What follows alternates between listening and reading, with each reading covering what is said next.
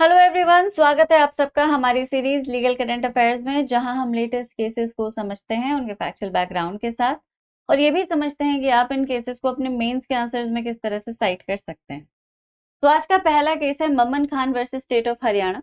ममन खान जो है वो फिरोजपुर जिरखा जिला हरियाणा के एमएलए हैं और नूह डिस्ट्रिक्ट में जो कम्युनल वायलेंसेस हुए थे 2023 में, उनमें इनको भी एक अक्यूज पाया गया था, इनका भी नाम सामने आया था।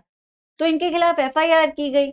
अब एफआईआर की गई, बहुत सारे सीरियस एलिगेशंस लगाए गए, criminal intimidation, conspiracy, arson, robbery, rioting and what not, and he was named as an accused with other multiple people. लेकिन ट्रायल कोर्ट ने एक बड़ा अनयूजुअल सा स्टेप ले लिया इस केस में। एसएचओ को डायरेक्ट किया एडिशनल सेशन जज ने कि आप ममन खान की चार्जशीट को बाकी अक्यूज से अलग फाइल कीजिए ताकि हम अलग अलग ट्रायल कंडक्ट करवा सकें। अब रीजनिंग ये थी कि भाई सुप्रीम कोर्ट के डायरेक्शंस हैं Ashwini Kumar Upadhyay versus Union of India में कि अगर एमपी एमएलए के खिलाफ कोई क्रिमिनल ट्रायल हो तो डे टू डे ट्रायल होना चाहिए, मतलब डे टू डे बेसिस पे ट्रायल कंडक्ट करवाना चाहिए एवरी डे। और इसीलिए इनका ट्रायल क्योंकि रोज होना है इसलिए इनका ट्रायल अलग कर देते हैं, अलग चार्जशीट फाइल कीजिए। ममन खान ने ट्रायल कोर्ट के इस डायरेक्शन को हाई कोर्ट में चैलेंज कर दिया। हाई कोर्ट ने ट्रायल कोर्ट के जजमेंट को अपहोल्ड किया। ममन खान फिर फाइनली सुप्रीम कोर्ट पहुंच जाते हैं। अब ये केस की ओवरऑल कहानी थी। कोर्ट के ऑब्जर्वेशंस क्या थे, यहाँ पे आ जाते हैं। कोर्ट ने ये पाया कि भाई सेग्रीगेशन जो है वो सिर्फ और सिर्फ एपेलेंट के स्टेटस पे ऑर्डर किया गया है कि एपेलेंट एक एमएलए है। कोई लीगली रिकॉग्नाइज जस्टिफिकेशन नहीं है। सबसे पहले तो कोई नोटिस नहीं इशू किया गया था एपेलेंट को कि आपके ट्रायल को हम अलग कर रहे हैं, your trial is being segregated from the other accused, जिससे नेचुरल जस्टिस के प्रिंसिपल वायलेट हो जाते हैं। दूसरा, segregation was ordered suo motu, appellant को अपॉर्चुनिटी भी नहीं दी गई हियरिंग की कि we are considering to separate your trial, to segregate your trial, we are considering to try you alone apart from अब आप बाकी अक्यूज से अलग हम आपको ट्राई कर रहे हैं, तो आप हमें शो कॉज नोटिस या कुछ भी इस तरह का nothing happened.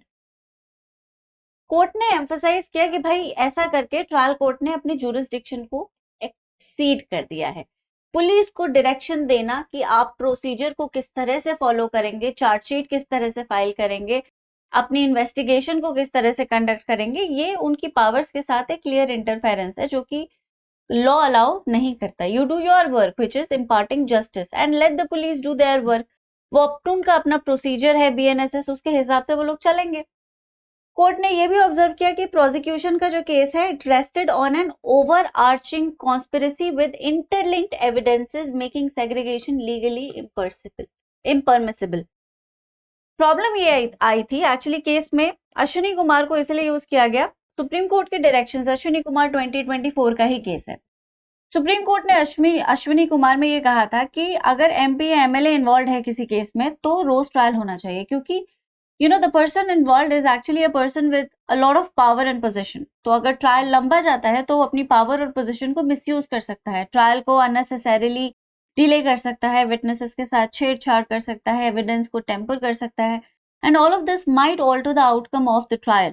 So in order to make sure कि ट्रायल इफेक्टिवली कंक्लूड हो जाए जल्दी से, इसीलिए उसे जल्दी जल्दी कंडक्ट करवाएंगे ताकि इस व्यक्ति को ट्रायल को इन्फ्लुएंस करने का टाइम ही ना मिले, मौका ही ना मिले। अब यही रीजन दिया ट्रायल कोर्ट ने एमएलए ममन खान के ट्रायल को सेग्रीगेट करने के लिए, लेकिन अगेन कुछ गलतियां हो गई। अब ट्रायल कोर्ट ने कहा कि भाई just because he is a sitting MLA can not by itself justify a separate trial, क्योंकि सारे अक्यूज जो हैं वो एक इक्वल पेडेस्टल पे हैं। देखो कॉन्स्पिरेसी एक है, एक ट्रांजैक्शन है जिसमें सारे के सारे ऑफेंसेस को कमिट किया गया है। सेक्शन 223 सीआरपीसी जो अब 243 बीएनएसएस हो गया है, उसमें साफ लिखा हुआ है कि अगर एक सेम ट्रांजैक्शन में मल्टीपल ऑफेंसेस किए गए हैं और उन मल्टीपल ऑफेंसेस में मल्टीपल अक्यूज का नाम सामने आया है तो जॉइंट ट्रायल सब परमिटेड है, ठीक है। और ये कन्वीनियंस के लिए किया जाता है। देखो एक ही ट्रांजैक्शन है, एक ही कॉन्स्पिरेसी है, मतलब एविडेंस भी वही होगा, विटनेसेस भी वही होंगे, प्रोसिक्यूशन जो भी केस बनाएगा वो एक ट्रांजैक्शन के हिसाब से बनाएगा, है ना।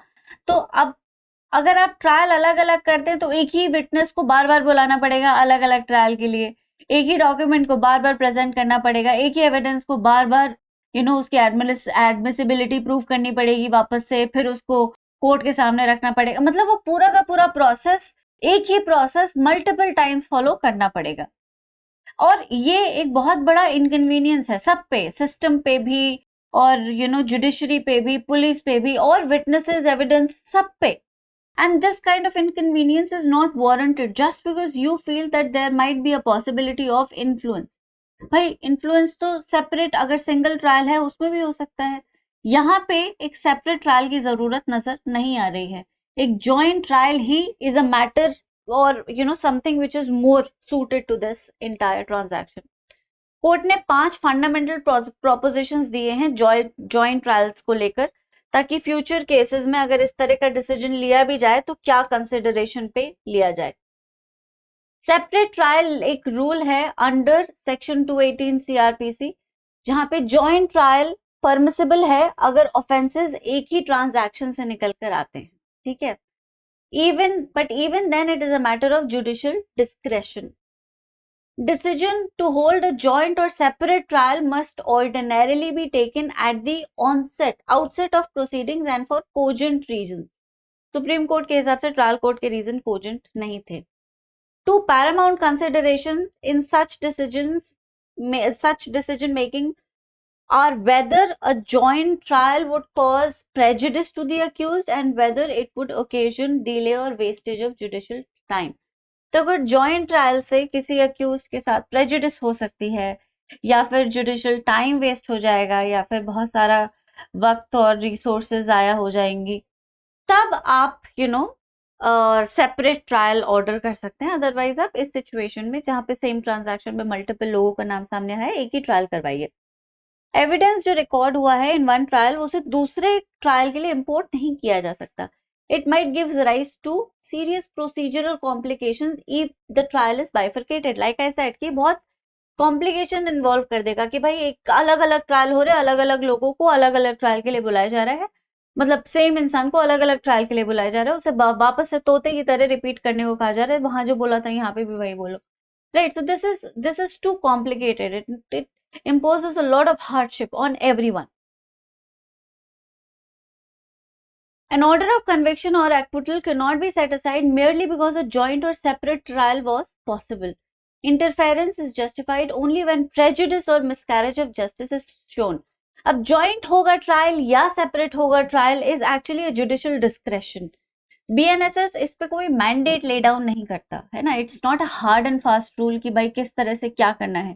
तो जुडिशियल अपने रीजंस पे डिसाइड करेगी ट्रायल जॉइंट होना चाहिए या सेपरेट, लेकिन इसको डिसाइड करने के लिए जुडिशरी को 2 बातें करनी कंसिडर जरूरी है। क्या कि भाई किसी के साथ गलत ना हो जाए, प्रेजुडिस ना हो जाए, और रिसोर्सेज और टाइम अननेसेसरीली वेस्ट ना हो जाए। अगर जहां पे तुम्हें लगता है कि प्रेजुडिस हो जाएगा या टाइम या रिसोर्सेज वेस्ट हो जाएगा, वहां पे उस स्टेप को मत लो, whether it is a joint trial or a separate trial. So this is how they decide. This is what Supreme Court laid down. Section 243 को एक बार हल्का सा पढ़ लेते हैं. Section outlined 5 scenarios where a single person can be tried for multiple offences in one trial. Same transaction rule: when multiple offences arise from one series of connected acts forming the same transaction, all such offences can be tried together in a single trial. फिर criminal breach of trust with falsification is subsection 2 है. Multiple legal definitions: when the same acts constitute offences under different legal definitions or laws, accused can be charged and tried of each such offence in one trial. Combined act creating different offence. Saving clause भी है. Section doesn't affect section 9 of भारतीय न्याय संहिता. ठीक है. So this was the case. Interesting case है. अगले पर आते हैं Himanshu Dubey versus state of UP. अब ये किडनैपिंग का एक केस है. एक्चुअली 25 दिसंबर 2020 में एक एफआईआर लॉन्च की गई देवरिया जिले में, ये अलेज करते हुए कि हिमांशु दुबे 16 साल की लड़की को इंटाइस करके ले गए, विच अमाउंट्स टू किडनैपिंग. और ये जो लड़की थी ये इन्फॉर्मेंट की एविडेंटली नीस थी. अब फैमिली की भी सिचुएशन है, ये एक अलग कहानी है जो कि बहुत मतलब जिसने आउटकम को बहुत मेजरली अफेक्ट किया. लड़की हिमांशु दुबे से बात करती थी। फैमिली को जब पता चला तो उस लड़की को बहुत बुरी तरह से टॉर्चर किया गया, उसको इलेक्ट्रिक शॉक्स दिए गए, उसे मारा पीटा गया, कमरे में बंद कर दिया गया और वो अपनी मर्जी से घर से भाग गई क्योंकि वो अपनी फैमिली के इस टॉर्चर को झेल नहीं पा रही थी। अब ये अकाउंट विक्टिम का खुद का था, जिसको एलिजिडली किडनैप कर लिया हिमांशु दुबे ने। उसी का कहना था कि फैमिली हैरासमेंट की वजह से 23 दिसंबर 2020 को मैं खुद ही घर से बाहर चली गई थी। 25 को एफआईआर लॉन्च की गई। मैं पहले सिवान गई, मैं वहां पे 2-3 दिन रही, फिर मुझे पुलिस स्टेशन ले जाया गया। मेडिकल एग्जामिनेशन जब हुआ, जो कि कुछ दिन बाद ही हो गया था, उसमें उसने डिनाई कर दिया कि मेरे साथ कोई रेप, सेक्सुअल असॉल्ट कुछ भी नहीं हुआ है। फिर एक्सरेज वगैरह से सीएमओ ने कहा कि लड़की 16 साल की नहीं 18 साल की है, लेकिन फैमिली बार बार अलेज कर रही थी कि नहीं 16 ही साल की है, माइनर है, etcetera. Finally statement under section 164 CrPC फिर से रिकॉर्ड किया गया। उस स्टेटमेंट में भी उसने यही कहा कि मैं अपनी मर्जी से गई थी, मुझे किसी ने बहलाया नहीं, फुसलाया नहीं, इंड्यूस नहीं किया, मुझे टॉर्चर करते थे ये लोग, मैं रह नहीं पा रही थी, बिल्कुल जहन्नुम जैसा वातावरण था घर का, मुझे तो बाहर निकलना ही था। अब देखो, विक्टिम लगातार कह रही है कि मैं अपनी मर्जी से गई थी, मुझे हिमांशु ने नहीं कहा कि मैं घर से बाहर, तुम मेरे साथ शादी कर लो। मतलब there was no element of enticement और इंड्यूसमेंट और anything that may have caused me to leave my house. I did it on my own discretion. ये मेरा खुद का वॉलंटरी डिसीजन था। डिस्पाइट दिस स्टेटमेंट पुलिस ने चार्जशीट फाइल कर दी और किडनैपिंग का चार्ज लगा दिया। ठीक है, अब मैजिस्ट्रेट ने इस चार्जशीट पे कॉग्निजेंस भी ले लिया। विटनेस की जो लिस्ट आई, जो कोर्ट में फाइल हुई, सरप्राइजिंगली उसमें ये जो विक्टिम है वो थी ही नहीं, सिर्फ इन्फॉर्मेंट था और इस विक्टिम की मदर। अब लीगल क्वेश्चन यही है कि भाई, can the accused be convicted for kidnapping under section 363 IPC, जो कि अब चेंज हो गया है, जब एलिजिडली विक्टिम बार बार कह रही है कि वो अपनी मर्जी से घर छोड़कर गई है, अपनी मर्जी से घर छोड़ के गई है, and when there is no evidence to show that there was inducement or enticement. अब कोर्ट के ऑब्जर्वेशंस क्या थे, ये है पूरा कहानी। कोर्ट के ऑब्जर्वेशंस को एक बार देख लेते हैं।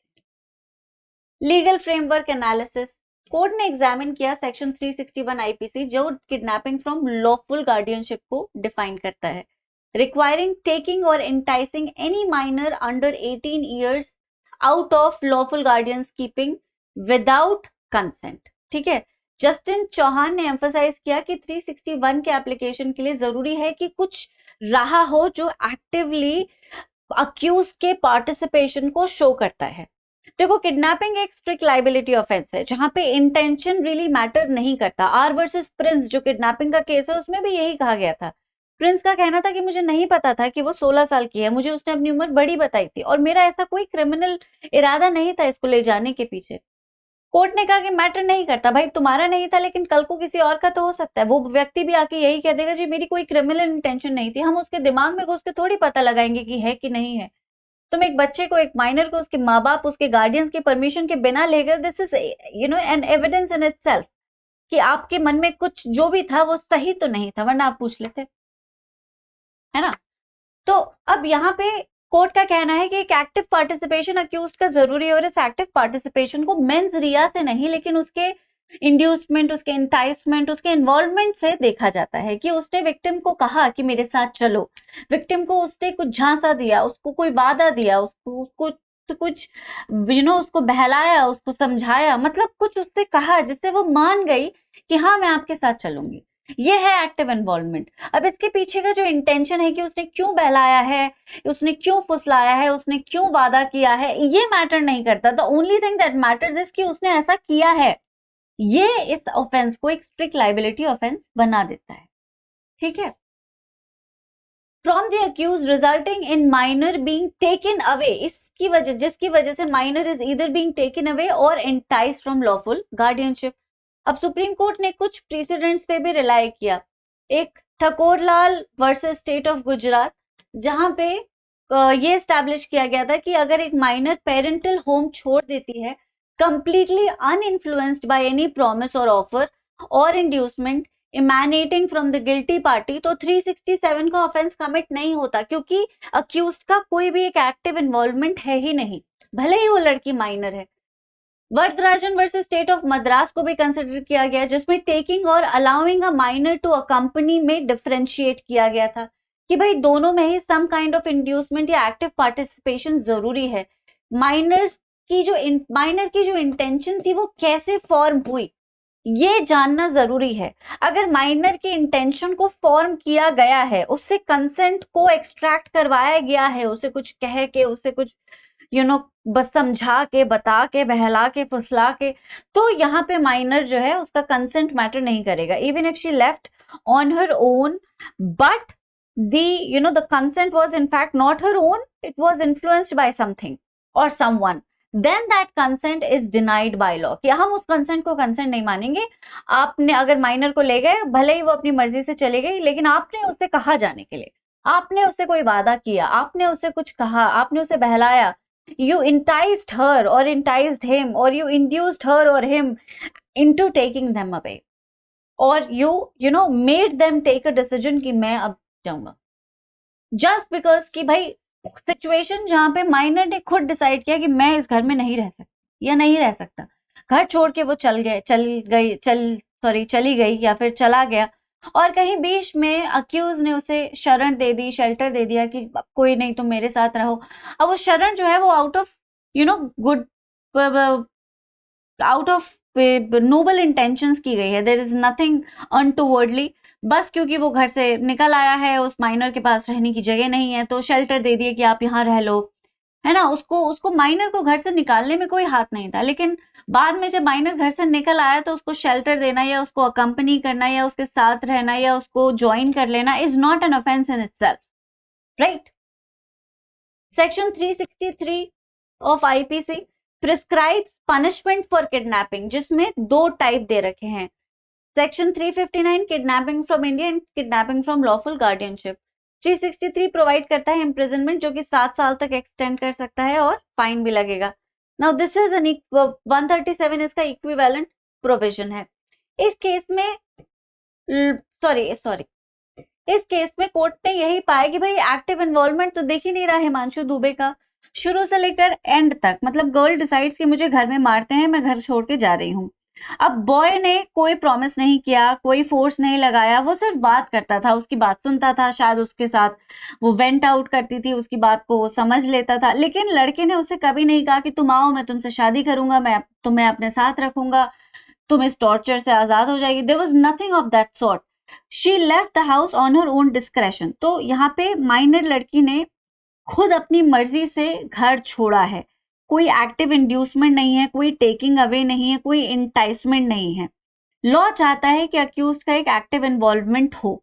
सिर्फ पैसिव प्रेजेंस एक कन्विक्शन के लिए, क्रिमिनल कन्विक्शन के लिए काफी नहीं है, राइट। और ये प्रेसिडेंट्स को कंसिडर करते हुए एंड द फैक्ट कि भाई विक्टिम अपनी टेस्टिमनी में बिल्कुल कंसिस्टेंट रही है, उसने शुरू से एंड तक यही बात कही है कि मैं अपनी मर्जी से गई थी, मुझसे अपनी मर्जी से गई थी, हिमांशु दुबे ने मुझे बिल्कुल इंटाइस नहीं किया था, is enough evidence to prove कि भाई वाकई उस लड़के ने इंटाइस नहीं किया, उसका कोई लेना देना नहीं था इस पूरे के पूरे हादसे में। और किडनैपिंग के चार्ज से उसे कंप्लीट एक्विटल दे दिया गया, उसे ट्रायल कोर्ट में कन्विक्ट कर दिया गया था, by the way.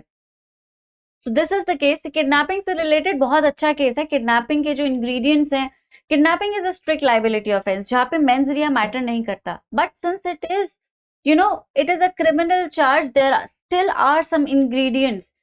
A mere passive presence is not enough to put a person inside or put a person behind bars. There are some ingredients जो बहुत strictly qualify होना जरूरी है ताकि चार्ज को satisfy और justify किया जा सके, और ये केस उसमें बड़ा ही इंटरेस्टिंग फिट हो सकता है। तो जब भी क्योंकि किडनैपिंग कितना इंपॉर्टेंट है मुझे आपको बताने की तो जरूरत नहीं, इस केस को आप जरूर ऐड कीजिए, है ना। It will be what should we say, it will make your answer look more comprehensive, right? तो आज के लिए इतना ही, अगले सेशन में मिलते हैं, तब तक आप सब अपना ख्याल रखें। Thank you so much, bye bye.